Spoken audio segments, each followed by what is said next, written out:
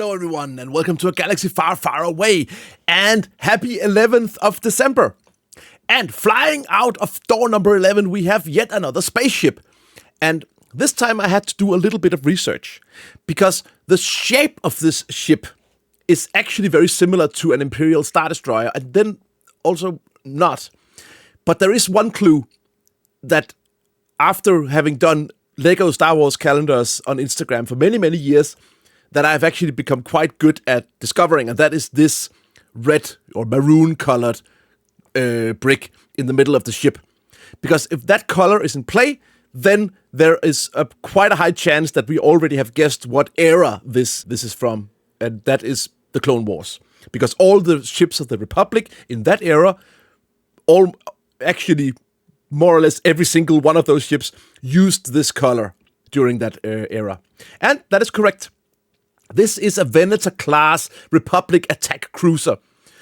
And that is actually the precursor to the Imperial Star Destroyer. And the model is phenomenal. It looks super well. The bricks are really chosen well. It looks just as it should.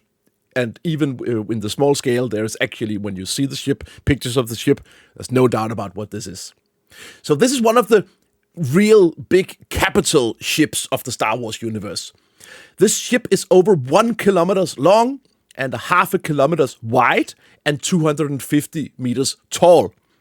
And besides that, it's heavily armed, it has really powerful shields, and it's built extremely sturdy. It's also functioning as a hangar ship, and it carries around more than 400 starfighters.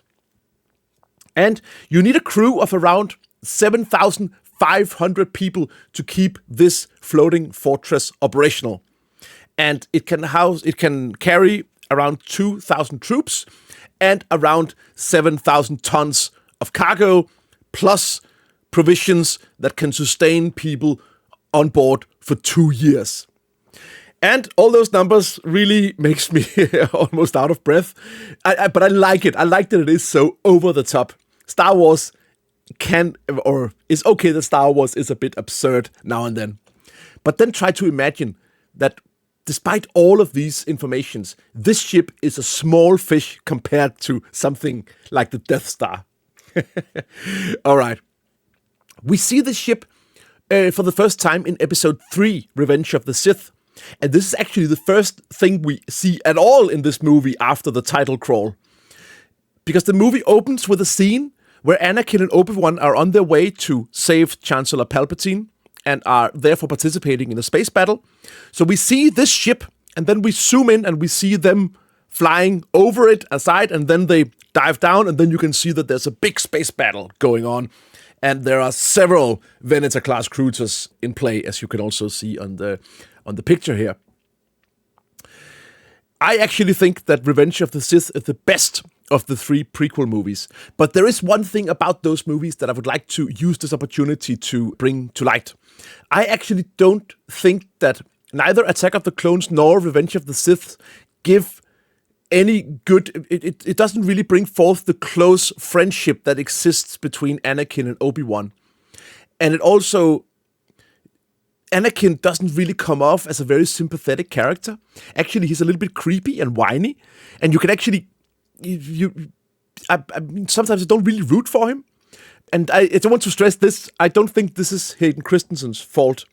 I would rather point at the instruction, the conduction of the movie and the manuscript. But Clone Wars fixes this. Because in this series, Anakin is absolutely phenomenal. You see him in his prime as this very important Jedi general. You really root for him. He's competent. He's really, really good. He's unpredictable, but in the good way. It's all, of course, things that eventually lead to its doom, but it's used in such an effective way in the series. And his relationship with Obi-Wan is also way more fleshed out. So when Obi-Wan in A New Hope says that he was a good friend, you really believe it because you've seen it in this series.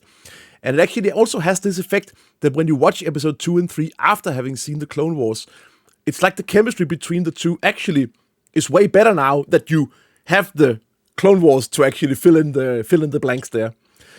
All right, that was a little rabbit hole, but But there's not much more to say about this ship, so it's okay to put some other information in now and then. Well, yeah, the Republic won the war.